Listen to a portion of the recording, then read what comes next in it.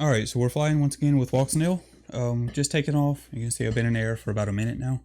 A little over a minute. I've taken off just at sunset. We'll swing back around here real quick. Just to get a look at that. See, we have a nice sunset over on the horizon there. And you see we're getting kind of bumped around a little bit. We're showing about a 9 mile an hour wind right now. It was a little bit higher when I first took off. It's kind of settling down now, but I wasn't really planning on flying today, but I had a battery set up, or a battery ready to go, and I decided to quickly run out here and get things set up, see if I could get in the air and get a quick flight in before the sun sets and it gets too dark. So it's kind of why I rushed my takeoff. I didn't record any of that. We're kind of starting our narration and recording and everything a minute or two into the flight. The only real changes I've made, I'm running a 2-blade 5x4.5 dowel prop on the new motor now, just to see if it works any better. And I do see some improvement in efficiency. Now the efficiency number is only showing like 75 milliamp hours per mile right now, but keep in mind we do have a pretty good tailwind pushing us along. But what I'm looking at, the reason I say it's probably going to be more efficient, is I'm looking at the amp draw. We're only running like 2.9 amps. So that should be a little bit better than what we were getting prior. As far as the Walksnail system, I did make some changes. I've reduced the power output to 700 milliwatts. And I just did that based on all the reports I was seeing from numerous people that said that it seemed to be a little bit more stable, seemed to perform a little bit better on 700 milliwatts than it will on 1200 milliwatts. So we're running 700 milliwatts just to see, if there's any worse performance as far as video goes. So I don't really think it could be much better, but I was kind of hoping to see less flickering in the OSD, and so far that kind of does seem to be the case. I do see a little bit of flickering in the OSD, but I don't think it's bad as it was, as what I remember previously. But we're just going to kind of push it out here to about 2 miles like we did before, and then we're going to turn around and fly back. And that's probably going to be about all we do as far as this quick flight today, because it is getting rather dark rather quickly. And as far as camera settings, talking about the low light, the dark, I did change the camera to night mode just to see how it looks. And we'll see if it's any better or worse or whatever. But I have already lost telemetry, so we're no longer tracking on the map, and we are pushing full 2 watts on the Crossfire radio link. And I'm noticing the little red border flashing on the video, kind of indicating that we might be getting close to losing video. We're down to 1 megabits per second. But nonetheless, we're going to try to make it out to 2 miles. We're at like 1.9 anyway. 1.97, 8, 9, and 2 miles. So let's see if we lose video in the turn. Video quality is dropping. Bitrate's kind of low, fluctuating, fluttering around a bit. But it's not bad. We do have a warning. But I do seem to see a little bit more stable OSD as far as the flickering. So maybe the 700 milliwatts does help there. Pretty happy with the camera performance though. And you can kind of see when I pan the camera around, you notice a lot of compression in the video. It's coming back now, but the bitrate is also back up to 5 megabits. But yeah, camera seems to work well in night mode. And another change I made in the camera, I reduced the sharpness. A couple of people mentioned in the previous video that the camera looked like it was way over sharpened. To me, it looked fine, but I still took their advice, and I went into camera settings and I lowered the sharpness. There's a range of 1 through 10, and default is 5 right in the middle.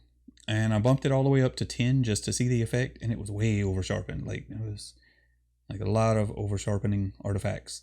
And then I dropped the sharpness all the way down to 1, to the lowest value, and it looked plenty sharp enough to me. It really looked just a nice, decent quality camera feed. And then I started just bumping it back up a few numbers at a time, and I really didn't see a lot of difference between 1 and 5. But looking at the lower values compared to 5, it did seem like it was a little bit over sharpened. So I'm flying with it on number 2 right now, the sharpness on level 2. And to be honest, I think it looks a lot better.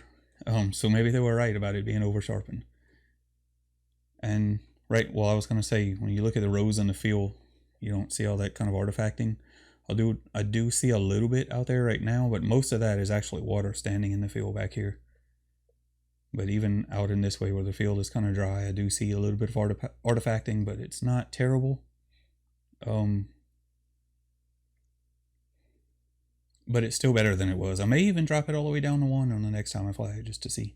But I definitely do see an improvement there as far as the camera sharpness goes. And I did bump the saturation up 1 number. And again, you have 1 through 10 for saturation, and default is 5. I have it on 6 right now. And that's mainly because the recording that I get in OBS through my capture device is not quite as sharpened as what I see, or as saturated as what I see on the monitor. So it does look a little bit oversaturated on my monitor that I'm flying with right now, but if I look over at the OBS recording, it actually looks fine. It looks better there. So I'm just kind of doing that so that my recording looks better. I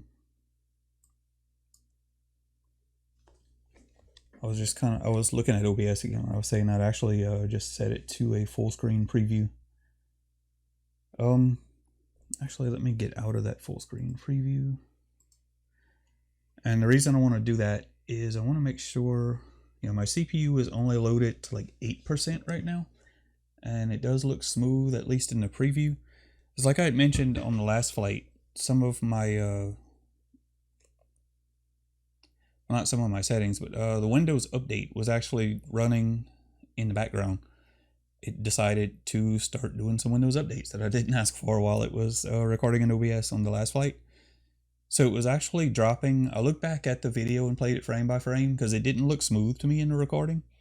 It was actually dropping every 4th or 5th frame in the video for that last flight.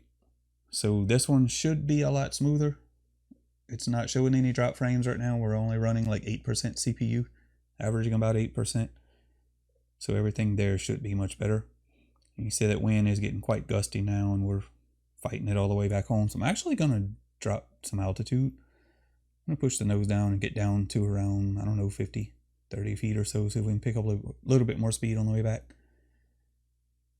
And I'm going to go ahead and end the flight when I do get home. Like I said, I just wanted to do a quick video. Well, this is already going to be at least a 10-minute flight by the time we get on the ground. But I just wanted to kind of test this other prop and see how it works. And this does seem a little bit more efficient than running the 3-blade prop that was on here before. Although it is showing more efficiency as far as amp draw and everything. It's still pretty loud. It's not quiet. So I may still experiment with some other props. And that could just be how it's going to work with the higher KV motor. Fly-by-wire A. So obviously we just switch flight modes, and we're going to get into some turbulence now as we get over near the house and the trees, but we're just going to push the nose down, fly through it, and land on the runway. So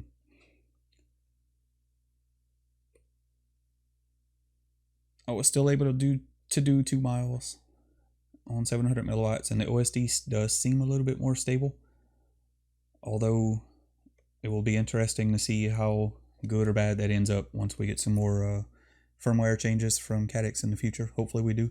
See, we're still running the Walksnail antenna, both of them, and that may be the next thing I do, is replace those with some Rush FPV cherries and see if that works any better or worse or whatever.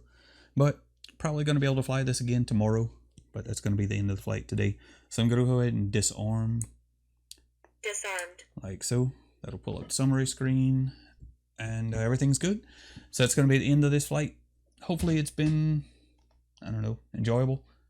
We learned a little bit, seems to work better with sharpness down, and 700 milliwatts doesn't seem to hurt performance much, maybe slightly, but I'll have to fly it more to see on a better day. But anyway, I was lucky enough to squeeze in a flight. Hopefully you enjoy it, and keep an eye out for what's to come, because we'll probably fly again tomorrow, and this may end up making one video out of the 2 flights, or I may just upload this tonight and see where we go from there.